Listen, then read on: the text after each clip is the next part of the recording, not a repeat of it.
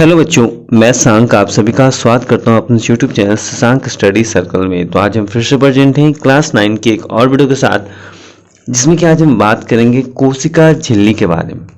ठीक है, संपूर्ण नॉलेज हम लेंगे इसके बारे में। कोशिका झिल्ली क्या होती है, कैसी होती है, उसके अंदर क्या क्या कंपोनेंट्स होते हैं, उसके कार्य क्या क्या हैं।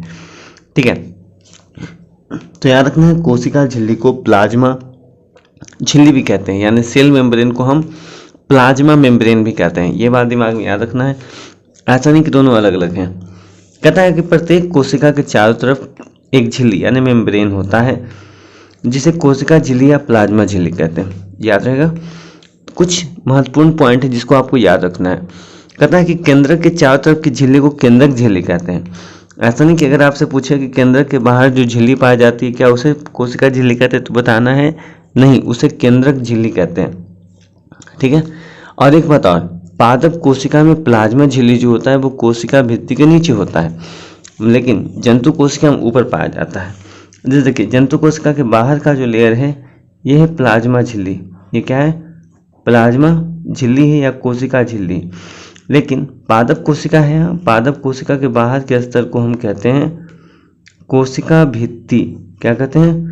कोशिका भित्ति, जो प्राय सेलुलोज यानी हार्ड लेयर, देखते हैं छाल जिसको आप कहते हैं, और बाहर का अंदर का लेयर कहलाता है प्लाज्मा झिल्ली या कोशिका झिल्ली। ठीक है, ये बात आपको याद रखनी है, याद रहेगा आपको। चलिए अब देखते हैं कि इसकी संरचना कैसी होती है। अगर आपको वीडियो अच्छा लग रहा हो तो प्लीज़ लाइक करें, शेयर करें और सब्सक्राइब कर दें।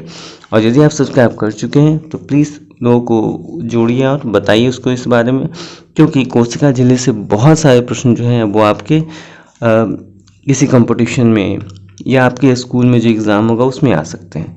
तो याद रखना है कि किसी भी कोशिका के बाहर का जो लेयर होता है उसे हम लोग कोशिका झिल्ली सेल मेम्ब्रेन या प्लाज्मा मेम्ब्रेन कहते हैं। ठीक है, आइए अब इसकी रचना को ध्यान से देखते हैं। चलिए, सामने आपको रचना दिख रही है कोशिका झिल्ली की। यहाँ पर आपको हमने अलग अलग कलर से बताया है। समझिए कि क्या है कि एक शरीर का ये पार्ट है, समझ लीजिए ये शरीर का पार्ट है, जहाँ पर क्या है ये शरीर के अंदर ये जो आपको दिख रहे हैं थोड़ा सुगहवा कलर का कलर, या जो आपको थोड़े से हल्के ग्रीन दिख रहे हैं, ये आपके वसा के कण हैं, वसा का स्तर है। और बाहर जो हरा दिख रहा है ये बाह्य प्रोटीन है, ये इधर भी होगा और इधर भी होगा, मतलब सभी तरफ। और कोई कोई होते हैं बीच में आंतरिक प्रोटीन। तो ऐसे क्यों? तो याद रखना है, कोई भी जैसे कि मान लीजिए कोई पसीना ही है, तो पसीना जब शरीर के अंदर होगा तो शरीर को बाहर निकालना है, तो ये इसको देगा और ये क्या करेगा, सही से बाहर निकाल देगा। लेकिन अब जब कोई दवाई, जब सिरिंज से कोई दवाई लेते हैं तो पहले वो दवाई जाएगा बाह्य प्रोटीन में, अब बाह्य प्रोटीन दे देगा किसको? आंतरिक प्रोटीन को। तो इस प्रकार फिर वो चीज़ें हमारे शरीर के अंदर पहुंच जाती हैं। तो देखिए, इसी से रिलेटेड कुछ चीज़ें लिखी गई हैं यहाँ पर। कहता है कि कोशिका झिल्ली सैंडविच की तरह दिखती है। सैंडविच में क्या होता है, वो दो ब्रेड होते हैं, ब्रेड को दो पार्ट में बांटा जाता है। समझिए, ऊपर का पार्ट है, नीचे का पार्ट है। ठीक है, प्रोटीन के स्तरों के बीच वसा के स्तर से बनी होती है। सभी वसाएं आपको दिख रही है। प्रोटीन के दोनों आवरणों को बाहरी प्रोटीन यानी इधर के आवरण या इधर के आवरण, मतलब दोनों तरफ के भाग को हम क्या कहते हैं? बाहरी आवरण, जिसे हम इंग्लिश में एक्सट्रिंसिक कहते हैं। जबकि एक बाहर की तरफ एवं दूसरा कोशिका तरफ की तरफ होता है। मतलब एक बाहरी तरफ यानी शरीर के त्वचा से नीचे, और एक शरीर के त्वचा के अंदर पाया जाता है। कहता है जो आंतरिक, जो इंट्रिंसिक होते हैं प्रोटीन, तो यहाँ पर आपको दिख रहा है ये एक्सट्रिंसिक हो गया बाहरी प्रोटीन, ये अंदर वाला जिसको कहते हैं इंट्रिंसिक प्रोटीन। कहता है प्रोटीन वसा के स्तर में फैला होता है, जो कोशिका के अंदर बाहर पदार्थों को ढोने का कार्य करता है। जैसे समझिए, ये स्किन का लेयर है, एक यहाँ है और एक पार्ट यहाँ है और एक पार्ट फिर से यहाँ होगा। ठीक है, तो ये अगर इसको देगा तो ये क्या करेगा, रिसीव करके इसको दे देगा। और मान लीजिए शेष इसको कुछ निकालना है तो ये पार्ट इसको देगा, ये पार्ट फिर इसको देगा, और ये क्या करेगा, बाहर की तरफ निकाल देगा। कुछ इस प्रकार का फंक्शन चलता रहता है। कहता है कि कोशिका झिल्ली में पुनर्जीवन, जिसको कहते हैं रीजनरेशन, यानी कोशिका झिल्ली अगर एक बार नष्ट हो जाए तो दोबारा बन सकती है, इसमें इसकी क्षमता पाई जाती है। चलिए, तो याद रखिएगा कि कोशिका झिल्ली में पुनर्जीवन की क्षमता यानी वो दोबारा बन सकती है, जबकि कोशिका झिल्ली जो होती है वो लचीली होती है। ठीक है, ये आपको याद रहेगा। तो आइए अब इसके कुछ कुछ और पार्ट्स को हम ध्यान से देखते हैं। चलिए, अब एक चीज़ हमने स्टार्टिंग में बताया था कि पौधों के शरीर का जो बाहरी भाग होता है जिसे हम छाल कहते हैं, वो जो होता है कोशिका भित्ति होती है। उसी के बारे में कहा गया है कि पादप कोशिका यानी प्लांट सेल में कोशिका झिल्ली के बाहर सेल्यूलोज नामक पदार्थ से बनी कोशिका भित्ति पाई जाती है।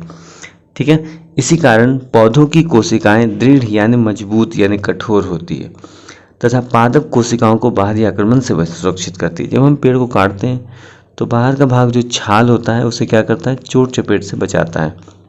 ठीक है, याद रखिएगा। कोशिका झिल्ली के कार्य की बात करते हैं तो कोशिका झिल्ली के बेसिकली 3 तरह के कार्य हैं। क्या है, पहला कोशिकाओं की सुरक्षा करता है, ये तो बात है। इसके अलावा कोशिका द्रव्य यानी कोशिका के अंदर जो लिक्विड पाया जाता है उसकी रचनाओं को बाह्य वातावरण से अलग रखता है ताकि वो अपने तरीके से काम कर सकें। यदि मान लो कि आपके शरीर के ऊपर के चमड़े को हटा दिया जाए तो सारा ब्लड बाहर आ जाएगा। तो इसी प्रकार क्या होता है कि हमारा जो कोशिका झिल्ली होती है वो अंदर की जो लिक्विड होती है उसको सुरक्षित करता है। ठीक है, दूसरा, जब भी सेल रेस्पिरेशन होता है, सेल्यूलर रेस्पिरेशन, कोशिकाएं सांस लेती है तो इसी के माध्यम से, अभी हमने देखा था ना कि जब भी कोई बाहरी चीज़ आएगी तो पहले बाह्य प्रोटीन में आएगी, फिर आंतरिक प्रोटीन में आएगी, तब शरीर में आएगी। और जब निकालना हो तो पहले आंतरिक प्रोटीन में, फिर बाह्य प्रोटीन में, फिर शरीर से बाहर निकाल दी जाएगी। ठीक है, तीसरा था कि कोशिका झिल्ली से होकर ही जल के अणु आवागमन, जैसे पसीना बाहर निकलता है कोशिका झिल्ली यानी हमारे बाहरी त्वचा से होके। तो ये सारे फंक्शन जो है वो हमारे कोशिका झिल्ली में पाए जाते हैं।